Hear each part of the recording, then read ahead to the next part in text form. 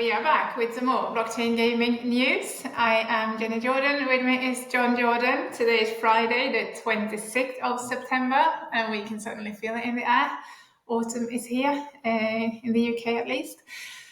All right, let's get straight into it. So we've got Sky Mavis announcing, their Axie MMO Atia's legacy is currently in its very first indeed playtest at the moment. And in conjunction with that, the founders have sort of spoken a little bit more about their vision for the game and how it sort of expands on the kind of foundational Axie Infinity vision. So can you unpack a little bit about what they've said? Yeah, as you say, the game has launched its sort of first playtest. As with these sort of things, I mean, it's not. I don't know if it even count as an alpha. It's just 1,000 players. They're just doing a mobile version, so that's maybe easy for them to distribute through sort of test flight and APKs. It'll be PC as well when it sort of comes out next year. And it's just for 7 days, so they're just doing sort of real basic testing, I would imagine. Seems like there's very little blockchain integration at all, and yeah, everything's going to be all accounts are going to be wiped. Like you normally get in this situation, they're going to go through lots of sort of iterative processes with more and more people over time until they get something that they think is good enough to go. So it's good to see this sort of happening, because Axie is sort of it's still the original Axie game, and the Axie Classic game is still obviously playable, and people are playing them because they're getting tokens from doing that. I mean, that's been pretty solid in terms of the user base for a year now.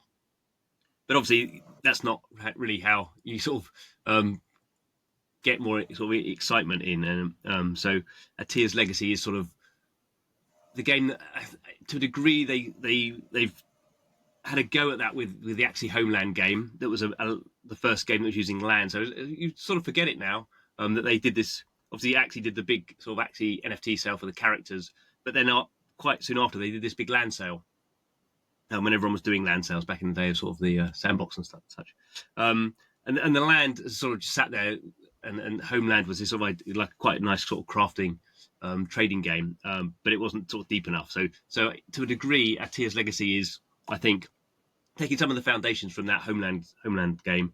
And then having like a more sort of RPG combat type thing, so dungeons, and the focus of it is getting a squad together of Axies. So obviously they want to have the Axie NFTs being a sort of core element, because there's so many out there, and so you build a squad and you go off and do these dungeons. So my sort of so I'm sort of pleased they're doing that. I sort of was I guess pleased that they sort of are talking sort of seriously about the next 10 years. I mean, why wouldn't they, I suppose? I did think the statement they sort of put out, so it's Jeff and Trong, two of the co-founders. I don't know what Alex was doing, obviously. Normally Alex is listed on the co-founder stuff, but wasn't listed on this article. It was a little bit wishy-washy, or a little bit sketchy, I thought. So, that may be good in the sense that they realise that they don't really know, they know they're starting on a journey, they don't know the destination, that old sort of cliche. But when you're making an MMORPG, I think you sort of need to sort of roughly know where you're going. I mean, I guess the old metaphor is we're going to Mordor, but we haven't got a map. So, I mean, but then when they were going to Mordor, they were going to the Mount Doom. Yeah, they weren't just wandering around in Mordor. They were a specific place they were going to go to, and they didn't have a map, and blah blah blah.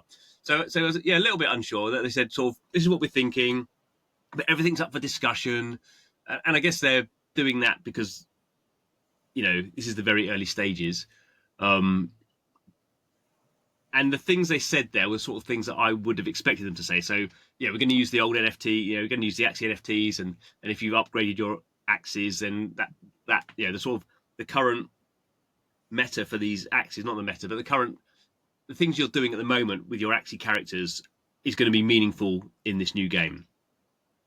And also, the rarest Axies, the mystical Axies, I think it's about 1,300 of them. They will unlock there will be special dungeons and stuff for them as well. And it was interesting that someone immediately bought remember, it was eight mystics, and mystics don't get traded that much because so there's not that many of them, and why at the moment would you buy these very expensive? They're about 10 grand Axies when Axie's not really doing anything. So that's sort of interesting that some whale obviously came in and spent 90 grand buying these mystics, which they're not.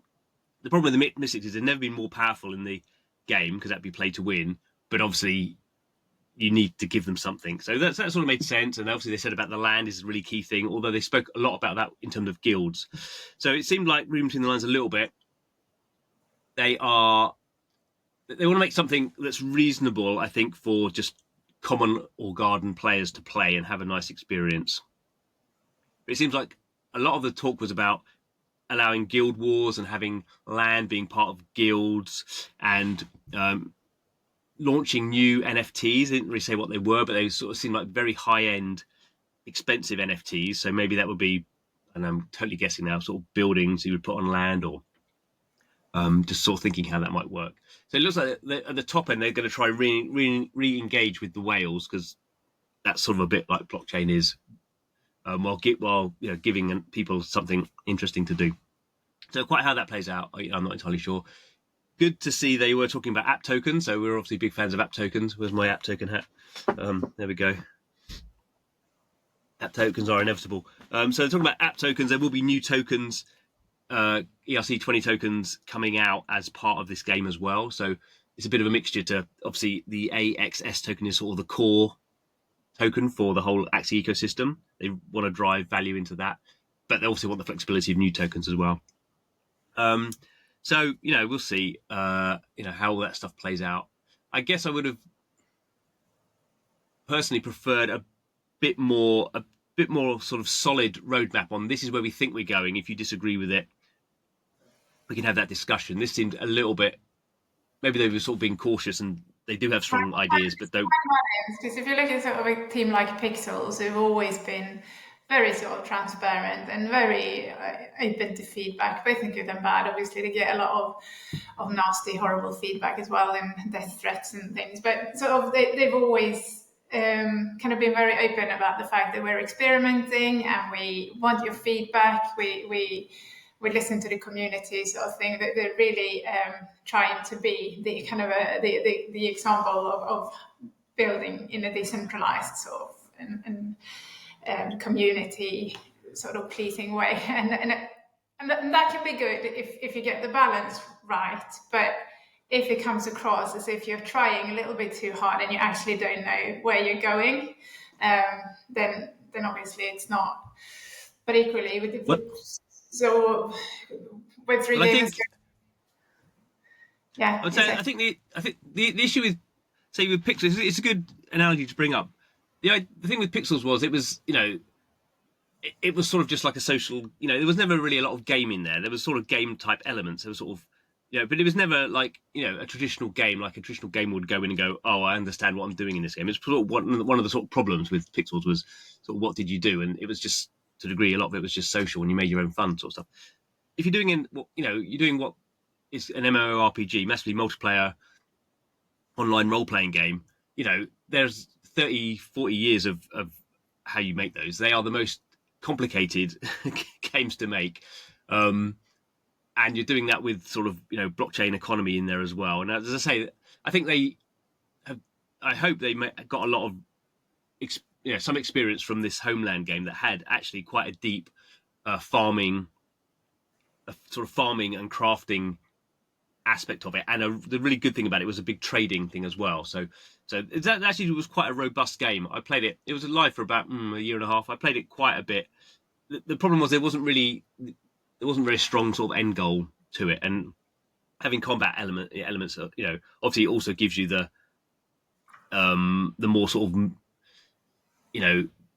second by second gameplay. Whereas if you're just crafting and trading, that's a little bit like an idle game, which is fine. But idle games tend to lack long-term, retention, as we'll discuss later on, because once you've got your factory to level 100, going to level 110 does not really give you, much extra dopamine hit. Whereas winning a battle is always a big thing. So I don't know. We'll see. I mean, I absolutely have nothing but the best wishes for them as someone who has Axie NFT still, Axie Land. I really hope they do a good job. But I think I'm a little bit concerned that probably this game is not serious in a serious way. This game's not going to come out till 2027. I would say if you were they've been working on it for a bit, but these games are just massive and they're really complicated and so I wonder if by being so open about we're doing our first playtest, and they did sort of say it's coming out in 2026. I mean, quite what form it's in, we'll see. But I think these things are quite hard, very hard to do. And if we looked at other analogies, I mean, the one we talked about a lot is Eve Frontier, which is clearly, they spent 20 years building Eve Online, and they're going about Eve Frontier in a really iterative way. So will be a fully open sourced, fully on-chain game where anyone can build anything, but they know that takes 5 years really to do that. And I think the problem with Axie is they're not doing a fully on-chain open source game, so they won't really. So they're doing it much more like a traditional game, but it's using blockchain. And more in my head, actually, I'm thinking the games that are going to work, are the ones not necessarily fully on-chain, but they are ones like Eve Frontier, where anyone can build Maple Story universe, where the whole point of it's a universe, and there's loads of open APIs, and people can build their own little things, and Gigaverse does it, and Soccerverse does it. As soon as you're building it like a sort of open source type, fully on chain or almost fully on chain game, then the community can build weird little things, and then it's not all about what the developer's doing. There's other things that can come up there, and it's slower to build. It's more complicated to build. People. You can't onboard players in the same way because they're just like, what's going on here? I mean, do I play this game or this, or why is this wiki here? Or so it's more complicated from that point of view. But it's more blockchain, I think. And I think the problem with Axie is people just see Axie as because they've gone for that token go up and everyone made loads of money. People just harking back. Can we do that again? And interesting. That is. We would have normally mentioned probably proof of play and Pirate Nation in there. We get to that later, but that's clearly proven not to sort of work that way. But maybe that's because the developers actually did realize how much slower and how much more complicated and more ambitious it is to build that way.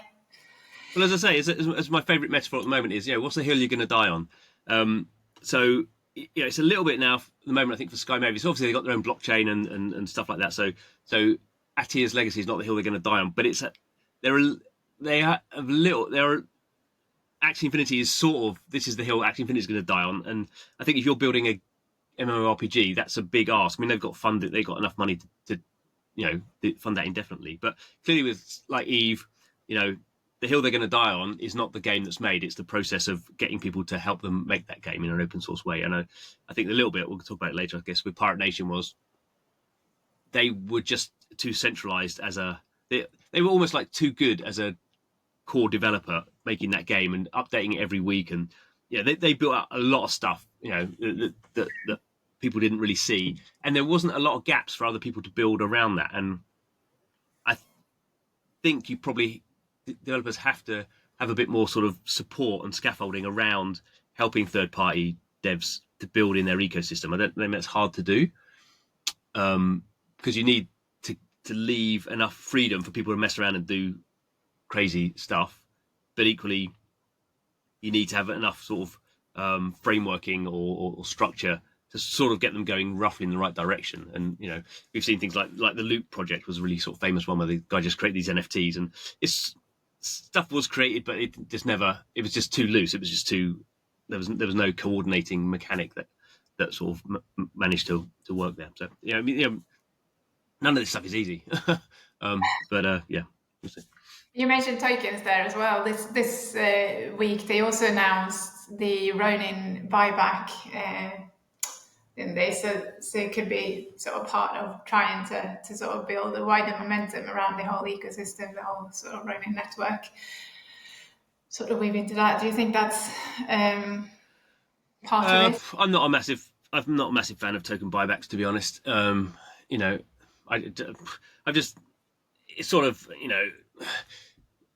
It's more sort of PR signaling, I think. They're saying they got, I think it's like $4 million. They got $4 million in ETH and USDC that they're going to buy, that they're going to sell and buy back sort of RON token. It obviously can, obviously if you do it strategically at the right time, it sort of can be helpful, but it's just compared to the volume of, once you've got a token on exchanges, the volume you're doing is just, the volume you can influence, I think, is very limited. And I think people like it because it seems to work in stocks. There's been, the last decade at least, stock buybacks is a massive big thing that now every sort of, big company throwing off a lot of profits that don't want to give it as dividends in particular, they do that for stock. But tokens, I think, are just a different, crypto tokens are just a different thing. So. Right, Craftworld then. Yep. For your games, almost fully on-chain game on Ronin. It's announced some more plans, sort of similar to kind of a Tears Lazy in that it's going deeper.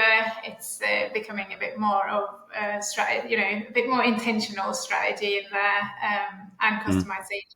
So less of everyone's doing exactly the same thing. They're just sort of logging in and doing what they've been told, but actually you have to engage a little bit more. So tell us a bit more about that. Yeah. It's funny. The thing about Voya is they're just so sort of laid back and low key. So they've said the era 3.1. It seems like yeah, okay, whatever. It's actually quite a big deal. As you say, so without getting too much detail, it is a idle resource management game. So it's on browser and mobile, and you basically the basic first sort of month of the game is you unlock these different factories. So you start off with Earth. So it's Earth, water, and fire, standard sort of elements. And you build out these factories, and you start off with Earth, and then you make mud, and then you make clay, and not doing exactly right, and then you sort of build up to copper, and then you end up with you build iron and then screws. That's that line, and then for water you do algae and oxygen and various things, and then there's a little flexible sort of land plot where you can sort of choose as you get further in the game. So there's a bit of specialization in there, and so you're basically trying to level all this stuff up. So it's an almost fully on-chain game. So all the resources, the mud and the whatever in the game are all ERC20 tokens running on Ronin, and then there's a Dino coin, which is sort of the underlying currency, and that's the pair. So all those material resources are paired against Dino coin in the DEX. So they're all actually trading on DEXs and stuff. So it's a really nice sort of game. I really like it. Oliver, or Ollie as I like to call him, I don't know if he likes me saying no. But anyway, he's got experience with doing doing idle games out of Web 2 stuff. So he sort of knows what he's doing there. Very small team, really, yeah, I really like what they're doing. And sort of one of the points is, as I said, with idle games is sort of once you get to a certain stage, it gets a bit dull. But that's sort of fine. I mean, I just have it running in the background and just occasionally, go in and sort of click on some buttons and, make some more materials. To make it more interesting, they have this thing called masterpieces, and those are time-limited events where everyone's combining to make this one item, and you need tons and tons of resources. So you need, obviously the more people you have putting in there, the faster it goes. But basically, everyone's competing to give away as much resource as possible to get on the leaderboard, and leaderboard has certain rewards. So that's sort of the basic way it's worked.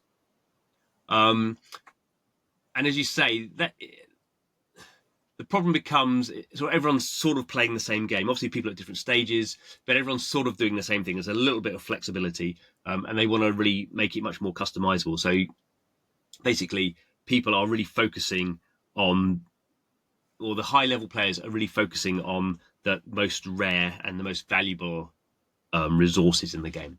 So the way they're doing that is they're going to unlock new land plots. So the moment you have basically everyone, when you get to the unlocked everything, you've unlocked 4 sort of land plots that you can sort of scroll across left and right, and they're going to give you the ability to unlock new ones, but you have to use these terraformers, which changes like a raw land into land you can put your factories on. Then you have to get a blueprint, and the blueprint says what factories you can build on that.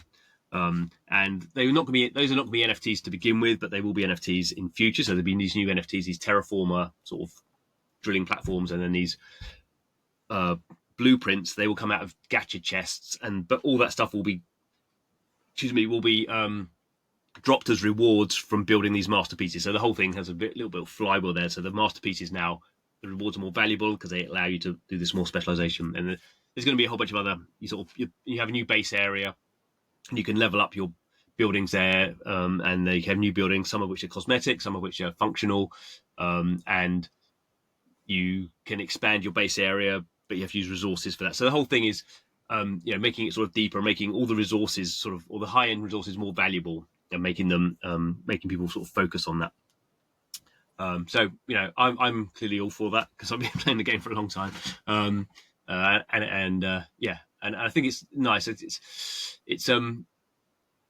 It could be a mass market game in the sense that people just come in and sort of it's an idle game, and it seems it's not very deep to begin with, but there are these sort of specialization things, and obviously there is real money behind it to a degree, because the whole thing is all these are on-chain items. So the key thing does really need to be, though, they do these sort of collaborative masterpieces, and they've had some problems, I think, around giving out rewards for other people's NFTs. So they did one recently, and it was 3 different NFT collections on Ronin. So it was the Ronki, the Muku, and one other one.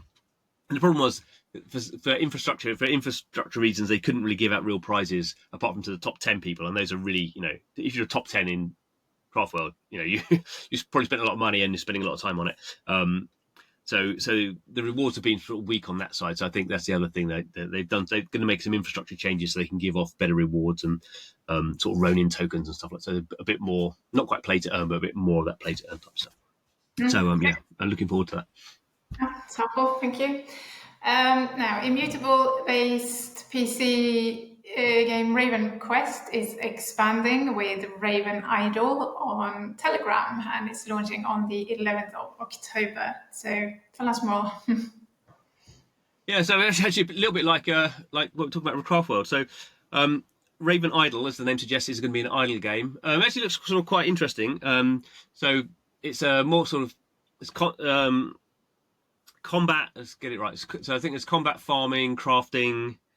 What else do you do? Trading. So all idle-based games. So I quite like idle games. They quite fit into my into my lifestyle. And you say it's Telegram. It will be mobile web as well. So that is how people sort of play those games. And they say you can play just 5 minutes a day. Obviously, if you only play 5 minutes a day, you're not going to get very competitively very far in the game. But the sort of background is they launched in March this year this big MMORPG called RavenQuest. That I played for a little bit. Did quite like. It was pretty old school. I don't have time to play those games, and basically the first point at which I got stuck in the game. So there was a tutorial, and it was quite linear tutorial. So linear tutorial. You have to go to this place and find this person and unlock this, and I basically got within about an hour in or something. Between an hour and 2 hours, I got lost in the mines, and I literally tried a few times. I couldn't work out what I was supposed to be doing. I had to go and find a gnome and get a key or something like that. So I just sort of gave up, which is a bit of a shame. But I would have got stuck at some point. And the game sort of did okay-ish, I think, as a launch game. The Canadian developer, had been making these games before, so they know what they're doing in terms of that. The blockchain stuff I didn't really get too involved with. They have a token called Quest. They have land NFTs and other various NFTs as well. I didn't really get too involved in that. I think it has a sort of core audience who like it, but it's, in terms of on-chain activity, it never got higher than 15,000 daily active unique wallets, down to about 3,000 at the moment. So clearly not a success in terms of being a big enough sort of game to support that. But they have always said, and I don't know if it's true or not, or whether they've just said it now, the point of RavenQuest was that it was going to be like the core game and then build these other games around it. And RavenIdle is the sort of first version of that. Now, it doesn't at the moment seem to me there's too much interaction between them. That may change over time. At the moment, it just looks like for RavenIdle, there will be a free and a premier battle pass, and particularly on the premium battle pass, if you complete that, you'll get in-game quest tokens and things for the other game. So it doesn't look like you can take assets that you already own for RavenQuest into RavenIdle. Maybe that's something that will happen. But I think it's a good, again, it's another blockchainy type thing that you spend a lot of time and money building this big, massive economy, basically. And and then you have different ways to interface with that. That sort of makes sense to me. So yeah, I'm sort of quite looking forward to that, actually. I mean, yeah. Again, I don't think it's going to be an enormous game, because the first game wasn't enormous, but I think it could easily 10x their audience, because obviously that's what sort of these idle games can do. They're very low.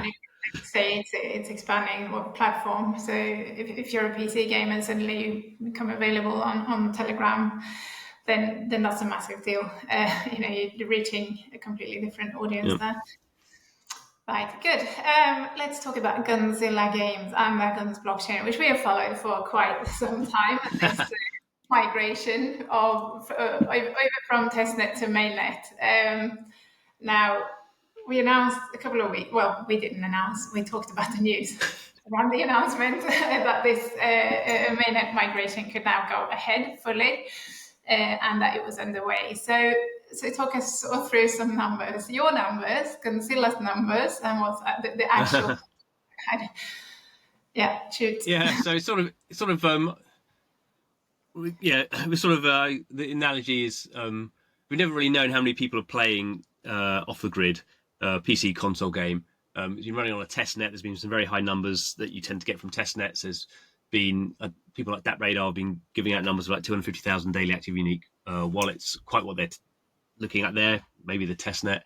Obviously, now it's on Steam. We can look at. There's ways in looking at how many players are on Steam. Looks like about 13,000 peak concurrent users, which isn't awful, but it isn't in the top 100 either. The big sort of unknown is it's on console. So obviously consoles is tens of millions of players. We just potentially tens of millions of players.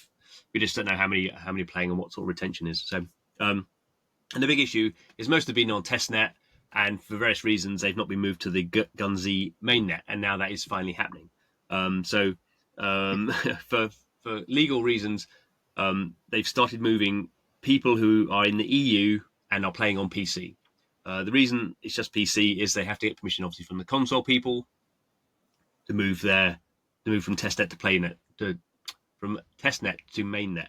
Now that actually may be a bit more tricky, because I guess if you're running on a blockchain testnet, you can sort of pretend it's not a blockchain because nothing has value on there. So you can sort of just go, we're running it on our infrastructure. Whereas if you are running on a mainnet where people actually can have money in the game, again, there may be a whole bunch of legal stuff that you have to go through with Sony and Microsoft. So that may have been the reason that Off the Grid was the first and remains the only blockchain console game.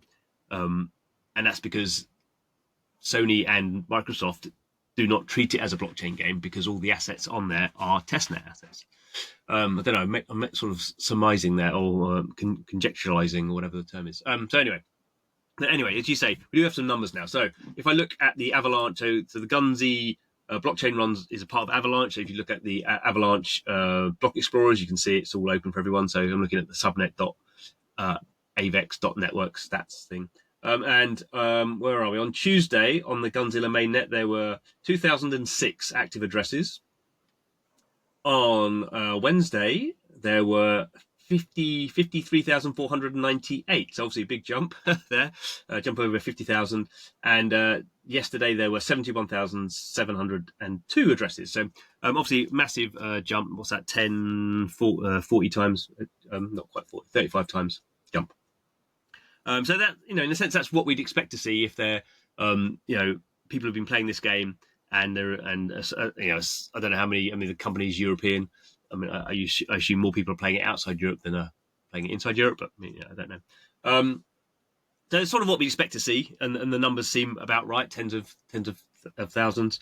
I guess the interesting bit what I assume they're doing is they're migrating these accounts from testnet to mainnet, and they do that as a sort of single process, which may take more than one day. But they basically move everyone who's made a testnet account in the EU playing on PC, gets it moved over to a mainnet account.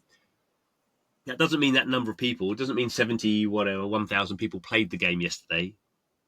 So we sort of wait to see after that migration has happened. Then sort of the day after that, obviously it'll drop off probably a lot, and then we'll compare with the 2,000 we had before to the whatever 1,000 is now.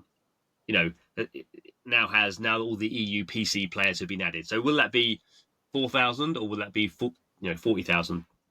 Now let me just interrupt you there then, because we so often talk about these numbers as if they are like truly significant, but we don't actually sort of discuss why. You know, if that does not indicate how many people are actually playing the game, why does this number matter? You know, on-chain wallets, why do we look at that, and what does that actually indicate about the game? Well, yeah, you do have to be careful about bots and stuff. We've had that discussion many times. It just gives you an indication, and the indication is more to do with the trend. So if something goes from 10,000 wallets to 100,000 wallets, that possibly could be all bots, but normally it means there's something happening, which means more players are playing, and that's attracted more bots, and there's some percentage scale. I mean, bots maybe 60% or something, but it's showing you the trend. So, what I would expect to see, putting my neck on the line, Gunzilla, the Gunzy mainnet had about 2,000 daily active unique wallets before this point. I imagine it will be over, I think it would be, if they had over 10,000, that would probably be seen as a sort of decent number, because it's talking about EU PC players. We imagine the majority of people playing that game are console players for starters.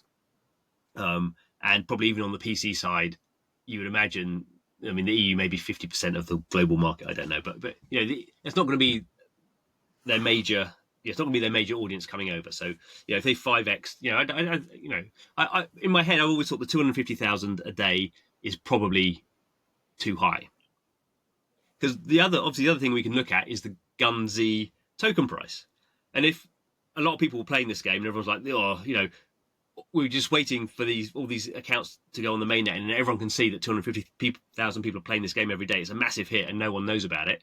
Then insiders or friends of insiders or whoever would just be going, "Oh, this Gunzy token is totally undervalued. It's almost at an all-time low. It's going to like 10x when all the speculators come bobbing in," and that just hasn't happened. So obviously could be wrong on that point, but you sort of put the various sort of points together. And, normally data is not massively higher or lower than you think. It's normally roughly around the range. And I would be, I would think Off the Grid has, tens of thousands of players. On Steam, we know it's peaked at 13,000 players. So Steam is the biggest PC marketplace. It's on, I would imagine more people playing it on Steam than are playing it on Epic. But I would imagine console is it could be 10 times more than that. A sort of peak market. So I would sort of think roughly we'd expect, if everyone's migrated, we'd have about 100, I think 100,000 would be a good number for them.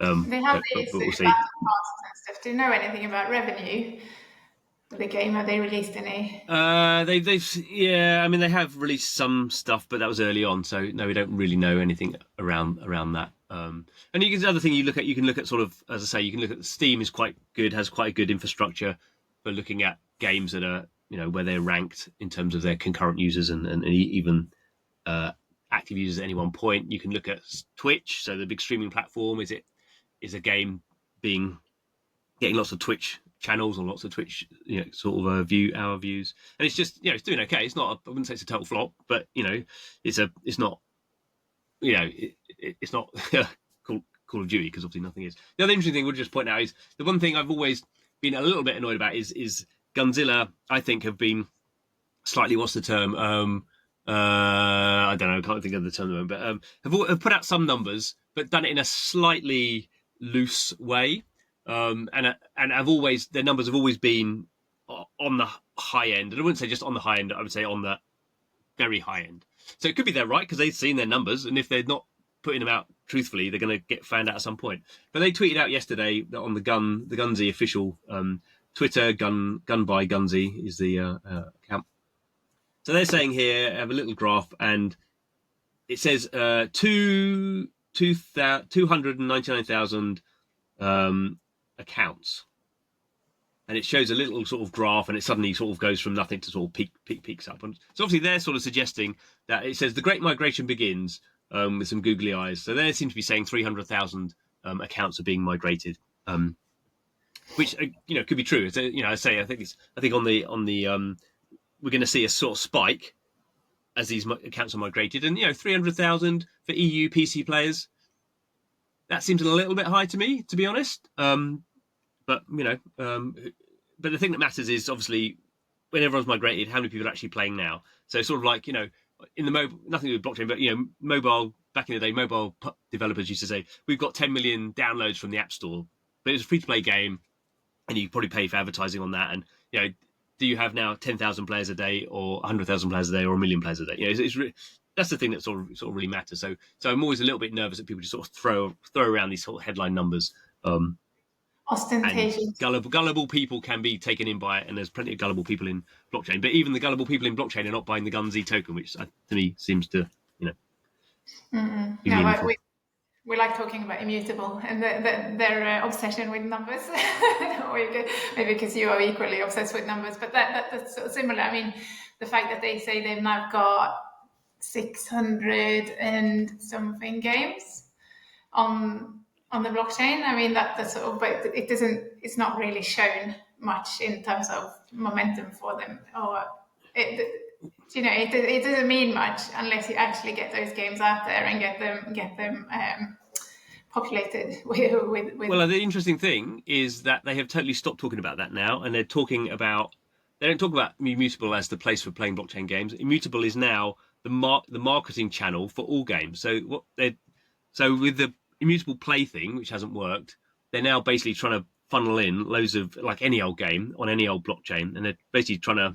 They're not announced this at all, but reading between the lines, they're trying to pivot Immutable to being a marketing channel. So that's sort of actually quite interesting, and goes to your point that anyone can. And it was interesting, with Immutable, you could say if you look at the daily active unique wallets, you can just see that there's nothing. There's no games on there that have sustained more than 10,000 daily active unique wallets. And I've played plenty of those games. I've really Guild of Guardians, really liked it. Played it for a long time. And RavenQuest even, again, thought that's a solid game. But it's kind of funny that the thing that they've not been able to do, to me, which is attract sort of users which in blockchain is sort of, that's the easiest thing to do in some ways, to get in users by giving away tokens. I mean, that's not sustainable, but you can do that. They've not managed to. I mean, they talk up the numbers they've had, but clearly it's not sustained. And now they're sort of trying to reinvent themselves as a marketing platform for all sorts of games when they haven't even managed to onboard people to blockchain games, let alone any other games. Anyway, that'll be a discussion for another point. Guardians, it puts me to shame, doesn't it? Yeah. Anyway, let's finally get to Pirate Nation, which we've already mentioned. So we knew already that it was shutting down. We did have some details last week. I think we discussed it about kind of this burning the founder Pirate NFTs, and we sort of knew that people had been offered kind of $50 in return for burning these NFTs, and this week is sort of really blown a little bit out of proportion. People in this sort of sector tends to get very upset, where they feel very entitled. They've invested in certain assets, and they feel they are owed things based on maybe promises, maybe not promises, maybe they've actually misread the whole thing. But yeah, a whole lot of KOLs on Twitter and so on have been very upset with Proof of Play and sort of their founding team. So what's going on there, and how does this sort of associate with like we're going to talk about Grail, the KOL on Twitter as well, sort of announcing this week that he is completely had enough and leaving the sort of investing in Web3 games, and he's going to go on to more DeFi stuff. Yeah. I mean, I really think it sort of underlines the one of the reasons blockchain gaming has been sort of difficult, and one of the sort of real sort of product issues with blockchain games that we've always been struggling with, which is sort of having how do you divorce the fact you have real value in these experiences with the sort of constant sort of crypto drumbeat of when am I going to get my 10x, blah blah blah. And really, as we've gone on, to me that's the sort of the real sort of fundamental sort of issue that we're to a degree still dealing with. And but from to play devil's advocate a little bit, knowing, having played Pirate Nation and interviewing the CEO a couple of times, they definitely have sort of underestimated the degen nature of the crypto audience, which I think has changed over time. And I think people like Grail, particularly came to prominence 2024. They have had a significant impact on sort of treating blockchain gaming, or particularly blockchain gaming tokens, as an investment asset. So there's obviously been an idea around that. Obviously, we had Axie, big, people made tons of money off that, and Steppen and a few things like that. So we have had that, but I think that was in a more sort of cack-handed, sort of amateur way.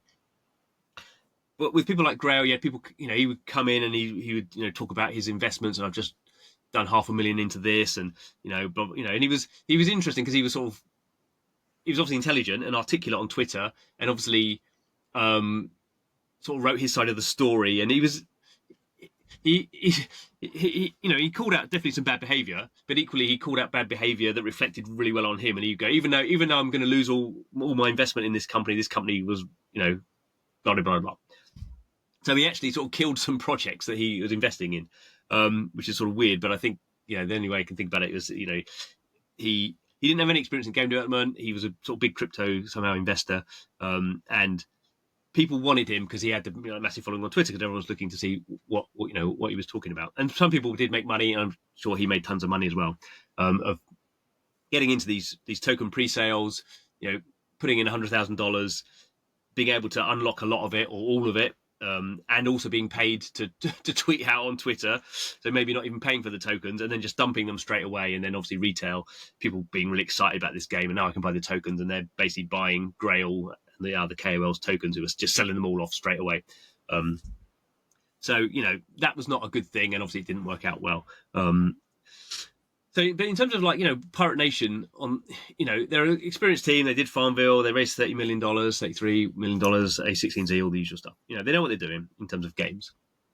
From their point of view, they would go, we released a NFT collection of these pirates. It was a free mint, so everyone got them for free. We didn't make any money off it. We didn't need the money. We got 33 million. And then we made a game, and we updated it every week for 2 years. We launched a token. Everyone who owned our NFT got, a pretty decent allocation of tokens. At the time, they were probably, I can't remember what they were, a couple of grand, I think, per pirate. So at any point, and the pirate was worth an ETH as well. So at any point, you could have sold these assets off. But no, everyone gets greedy. And there was some, to a degree, the company Proof of Play were, I think, a little bit naive, that they sort of, when everything was going well, they sort of launched the Pirate Nation stuff, but said, this is a game, and we're actually an infrastructure company, and we're going to do this. They never said it, but it was pretty, reading between the lines, there was going to be a Proof of Play token, and they had you could stake your token, your pirate token, and earn points. That's still going. And no one knew what the points were for, but everyone assumed there's going to be a point, another token later on. So there was definitely, I wouldn't say they're blameless in this sort of situation, but from a fundamental point of view, they launched an NFT for free. They gave a whole bunch of tokens if you owned the PFP, and also if you were playing the game, you owned some as well. Yeah, there was at one point their business model, I think, was to do another token, because that seemed what the market wanted, and blah, blah, blah. And then they realized that wasn't the case, and then it became clear that people were mainly playing their game because they thought they were going to get some free tokens, which was sort of their fault, but that was the alpha at the time. And then they realized they were paying $150,000 a month for all this infrastructure that wasn't needed, and they basically said, we're going to shut it down. But from their point of view, they've spent a ton of money and given away a ton of stuff, and they didn't handle it very well in the end. That basically, they did say there'll be another allocation of pirate tokens for the these pirate PFPs, and then they're not going to have any value within our ecosystem anymore. That'll be the final sort of thing. You can keep them as sort of aesthetic tokens or whatever. But actually what turned out was that you could burn your PFPs and get basically $50 of pirate token. And that was sort of, I think if they just done an airdrop to everyone's wallet, I don't know why they didn't do that. That would have been fine.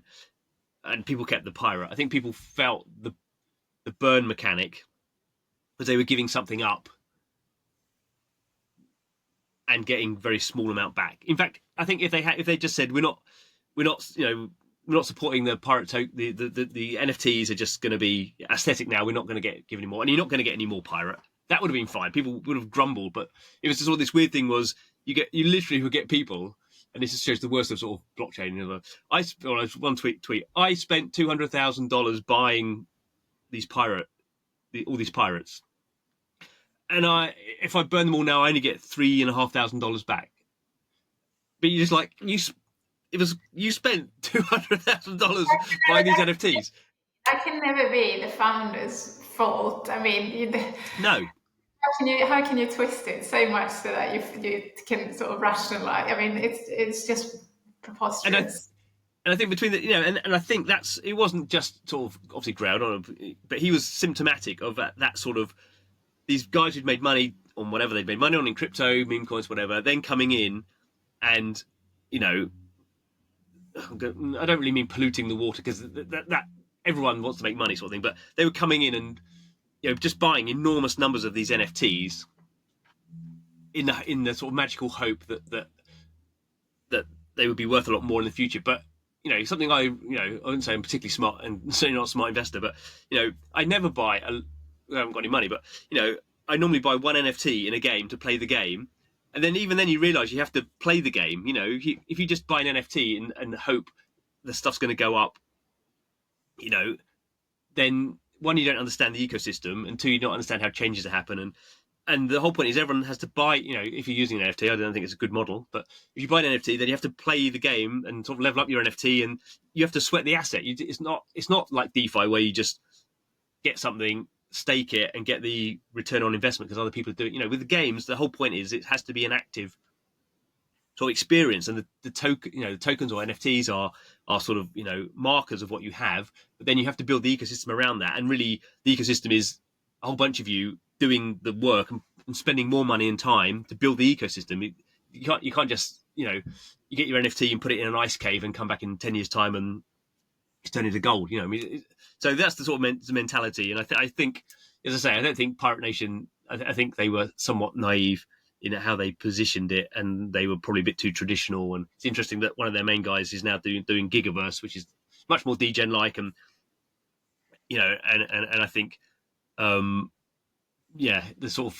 is some learnings that they sort of take there, and I think it's almost like degens. If you're a degen and you're playing a degen game and it all goes to zero, you sort of go, oh, that's the sort of that's how it goes, sort of thing. Oh, people moan, but you sort of go, that's how it goes, because I think it was sort of like we're from Zynga and we did Farmville and we raised 33 million, and they could say the same thing as a degen game, but they were just taken in a totally different way and taken to a higher standard.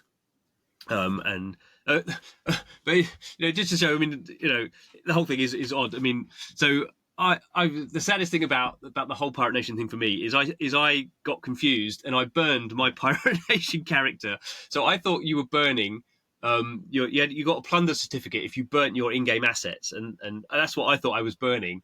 And then when I did this burn transaction, it just said you got this for your pirate token, and I was so annoyed because that was my pirate I've been playing with for two years, and I just burned him and got rid of him for $50. That was why I was annoyed. So then the hilarious thing was I had to go out and buy another pirate for $60. So I had one. It's pathetic, isn't it? I mean, just the whole thing is hilarious, really. So you have to laugh at yourself as much as anyone else. But anyway, there we go.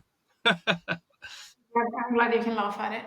Right, that's it from us this week. We're glad you joined us, and we hope you have a good week, and we'll see you back next time. Bye-bye.